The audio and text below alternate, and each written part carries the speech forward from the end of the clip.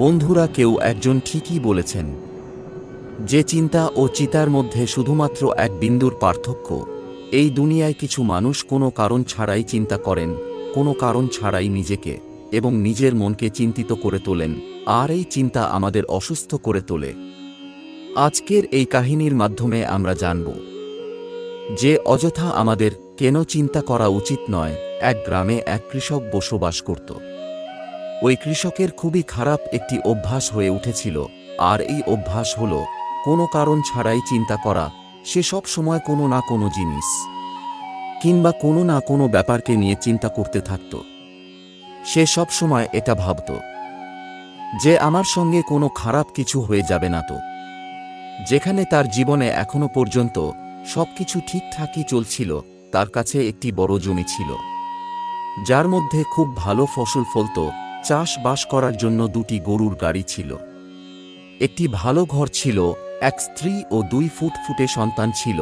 কিন্তু তবুও সে কোনো অঘটনের কথা ভেবে অযথা চিন্তা করতেই থাকত। সে কখনো ভাবত, যদি আমার ফসলে অনেক কীটপতঙ্গ লেগে যায় তাহলে কি হবে? যদি কোনো বিপদগামী প্রাণী আমার ফসল নষ্ট করে দেয় তাহলে কি হবে?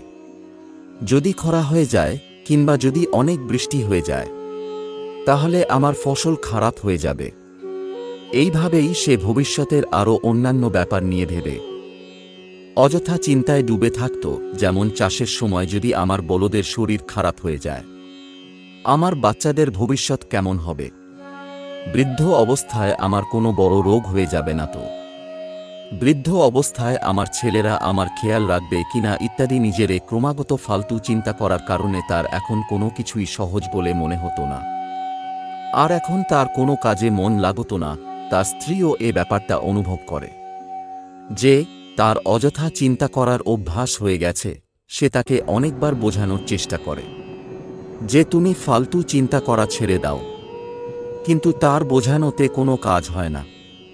এরপর একদিন সে জানতে পারে যে তাদের নগরে একজন মহাত্মা এসেছেন যার কাছে সমস্ত সমস্যার সমাধান আছে। এরপর একদিন সে তাকে নিয়ে ওই বৌদ্ধ ভিক্ষুর কাছে পৌঁছায়। বৌদ্ধ ভিক্ষু খুবই বুদ্ধিমান ও জ্ঞানী ব্যক্তি ছিলেন। এরপর ওই কৃষক ও তার স্ত্রী তার সমস্ত কথা ওই বৌদ্ধ ভিক্ষুকে খুলে বলে। ওই কিষাণ বলে, মহাত্মা, আমি সবসময় কোনো না কোনো বিষয়কে নিয়ে চিন্তা করতেই থাকি। আমি বেশিরভাগ সময়ই ওই সমস্ত খারাপ জিনিসগুলিকে ভেবে চিন্তা করতে থাকি যেগুলো এখনো পর্যন্ত ঘটেনি। ওই কিষাণের কথা খুবই মন দিয়ে শোনার পর ওই বৌদ্ধ ভিক্ষু বলেন, ঠিক আছে, তোমরা দুজন কাল সকালে এসো। এরপর আমি তোমাদের সমস্ত সমস্যার সমাধান বলে দেব। পরের দিন যখন কিষাণ ও তার স্ত্রী ওই বৌদ্ধ ভিক্ষুর কাছে আসে, তখন তারা দেখে যে বৌদ্ধ ভিক্ষু খুবই চিন্তিত অবস্থায় মাটিতে বসে আছে, আর তার সামনে একটি ভর্তি দুধের গ্লাস রাখা আছে। বৌদ্ধ ভিক্ষু বারবার ওই দুধের গ্লাস এর দিকে দেখছেন, আর তিনি তার হাত কখনো তার মাথার উপরে রাখছিলেন, আবার কখনো মাটির ওপর। ওনাকে খুবই বিভ্রান্ত ও চিন্তিত দেখাচ্ছিল। এটা দেখে ওই কৃষক জিজ্ঞাসা করে, হে মহাত্মা, আপনাকে এত চিন্তিত কেন দেখাচ্ছে? আপনার সামনে দুধ রাখা আছে, আপনি সেটাকে পান করে নিচ্ছেন না কেন? তখনই মহাত্মা বলেন যে আমার খুব চিন্তা হচ্ছে যে দুধ কোনো বিড়াল খেয়ে নেবে না তো? না হয় ধরো আমি কোথাও গেলাম আর যদি তখনই দুধ পড়ে যায়, আমি এই দুধকে পান তো করতে চাই, কিন্তু এখন ইচ্ছা করছে না। আমি তো এটাই ভাবছি যে যদি দুধ খারাপ হয়ে যায় বা যদি কোনো খারাপ জিনিসের মধ্যে পড়ে যায় তাহলে কি হবে? এটা শুনেই ওই কিষাণ জোরে জোরে হাসতে শুরু করে। ওই কিষাণ হাসতে হাসতে বলে যে এতে চিন্তা করার কি আছে, এটা দুধ। দ্বিতীয়, যদি এটাকে বিড়াল ফেলে দেয় কিংবা যদি এটা খারাপ হয়ে যায় কিংবা যদি এটা কেউ খেয়ে নেন তাহলে কি আর হবে? এই দুধ আপনি আরও পেয়ে যাবেন। আর এমনিতেই আপনি ফালতু চিন্তা করছেন, কারণ দুধ না তো এখনো কোনো বিড়াল ফেলেছে, আর না তো এটা খারাপ হয়েছে, আর না তো এটা এখনো কেউ খেয়ে ফেলেছে। কৃষকের এই কথা শুনে ওই বৌদ্ধ ভিক্ষু একটু হাসেন এবং বলেন যে আমিও তো তোমাকে এটাই বোঝানোর চেষ্টা করছি যে ভবিষ্যতের ওই সমস্ত চিন্তাভাবনা করা ব্যর্থ যেগুলো এখনো আমাদের সঙ্গে হয়নি। আর অনেক বেশি সম্ভাবনা যে সেগুলো কখনো হবে না। আর যদি হয়েও যায়, তাহলে যে জিনিসগুলোকে তুমি একবার অর্জন করতে পারো সেটা কি তুমি দ্বিতীয়বারও অর্জন করতে পারবে না? আর যদি না করতে পারো, তাহলে কোনো অসুবিধা নেই, কারণ সমস্যা আসার সঙ্গে সঙ্গে ওই সমস্যার মুখোমুখি করার হিম্মত নিজে নিজেই চলে আসে।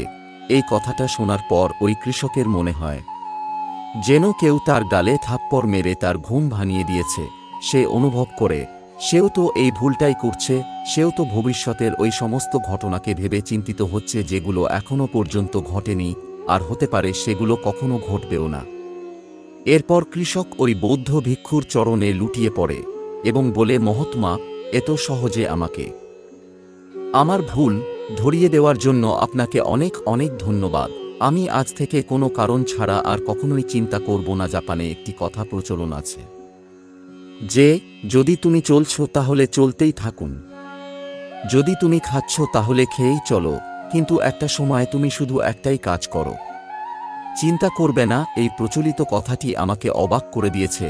আর সত্যি বলতে আমার মনে হয় যে ওই কথাটির অর্থের মধ্যেই ওই রহস্য লুকিয়ে আছে। সেটাকে যদি কেউ ভালোভাবে বুঝে নেয় আর সে তার জীবনে প্রয়োগ করে নেয়, তাহলে সে চিন্তার বন্ধন থেকে সারা জীবনের মতো মুক্ত হয়ে যাবে। এই কথাটির অর্থের ব্যাপারে আমরা বিস্তারিত আরও জানব, কিন্তু তার আগে দেখে নেই যে আমাদের মাথার মধ্যে কোন ধরনের বিচার সবথেকে বেশি আসে। প্রথম, আমি কি এই কাজটি সঠিকভাবে করেছি? দ্বিতীয়, আমি কি এই কাজটি আরও ভালোভাবে করতে পারতাম? তৃতীয়, এর পরিণাম কি হবে? এবং চতুর্থ, লোকেরা আমার এবং আমার কাজের ব্যাপারে কি ভাবছে? এগুলো এমন কিছু বিচার যেগুলো বেশিরভাগ সময় আমাদের মাথার মধ্যে চলতেই থাকে, কিন্তু আমরা বুঝতে পারি না, কারণ আমরা এই বিচারগুলোর সঙ্গে বেঁচে থাকতে শিখে নিয়েছি। আর আমাদের মস্তিষ্ক এভাবেই কাজ করে। যদি আমরা একে দিয়ে কোনো কাজকে অনেকবার করিয়ে ফেলি, তাহলে মস্তিষ্ক সেটাকেই অভ্যাস তৈরি করে ফেলে, আর এরপর আমাদের না চাওয়া সত্ত্বেও ওই কাজটি করার চেষ্টা করে। শুরুতে তো আমরা কোনো কাজকে নিজের ইচ্ছায় খুবই ধ্যান দিয়ে করি, কিন্তু পরবর্তীকালে সেটাই আমাদের অভ্যাস হয়ে পড়ে।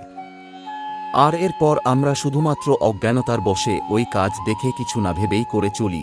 যখন একটি বাচ্চা ছোট থাকে তখন সে এটা জানতে পারে না যে চিন্তা জিনিসটা কি, কিন্তু যখনই সে বড় হয়, মা বাবা বলতে শুরু করে দিবে, এটা তোমাকে হোমওয়ার্ক করতে হবে, তোমার চিন্তা হচ্ছে না, তোমার সামনে পরীক্ষা আসতে চলেছে, তোমাকে সেই ব্যাপারে চিন্তা করা উচিত।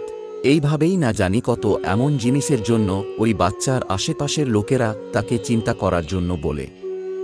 আর এরপর ওই ছোট্ট বাচ্চা এটা মেনে নেয় যে কোনো কাজকে করার জন্য তাকে ওই ব্যাপারে চিন্তা করা উচিত।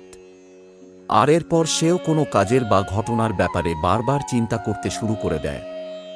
শুরুতে তো সে এই কাজটি জেনে বুঝে করে, কিন্তু এরপর ধীরে ধীরে তার মন এটা নিজের একটা অভ্যাস তৈরি করে ফেলে। এরপর না চাওয়া সত্ত্বেও তার মন একই বিচারের ব্যাপারে বারবার ভাবতে থাকে। এরপর সে তাঁর সম্পূর্ণ জীবন এই বিচারের জালে ফেঁসে যায়। কিন্তু এখানে প্রশ্ন এটা ওঠে যে এর সমাধান কি? এর সমাধান হলো ওপরে বলা যে কথাটার অর্থ, অর্থাৎ সচেতনতা। আমাদের নিজেদের বিচারের প্রতি সচেতন হতে হবে। আমাদের একটু অপেক্ষা করে এর উপর ধ্যান দিতে হবে যে আমরা না চাওয়া সত্ত্বেও একই ঘটনার ব্যাপারে বারবার ভাবছি না তো। আমাদের সম্পূর্ণ সচেতনতার সঙ্গে এটা দেখার চেষ্টা করতে হবে যে পুরো দিন আমাদের মধ্যে এই ধরনের বিচার উঠছে কিনা। এখন আপনি হয়তো জিজ্ঞাসা করতে পারেন যে শুধুমাত্র সচেতনতায় কি হবে? আমার ধারণা এটাই যথেষ্ট। এটাই মনকে শান্ত করার জন্য পর্যাপ্ত, মনকে নিজের স্বভাব অনুভব করার জন্য পর্যাপ্ত। আর জীবনে সচেতনতা আনা সবথেকে সহজ পদ্ধতি হল ধ্যান। ধ্যান করার সময় নিজের বিচারকে ধ্যান দেওয়া। আর যখন আপনি সম্পূর্ণ সচেতনতার সঙ্গে নিজের বিচারকে ধ্যান দেওয়া শুরু করবেন, তখন আপনি দেখতে পাবেন যে আপনার মধ্যে চলা অপ্রয়োজনীয় বিচার এক এক করে নিজে নিজেই শেষ হওয়া শুরু করে দিচ্ছে, আর আপনি একটি আনন্দিত ও শান্ত জীবন অনুভব করতে পারছেন। তো বন্ধুরা, যদি এই ভিডিওটি সত্যিই আপনাকে উপকৃত করে থাকে তাহলে অবশ্যই একটি লাইক ও শেয়ার করে দিন। আর যদি এই ধরনের আরও শিক্ষামূলক ভিডিও পেতে চান তাহলে আমাদের এই চ্যানেলটিকে অবশ্যই এক্ষুনি সাবস্ক্রাইব করে নিন। ধন্যবাদ।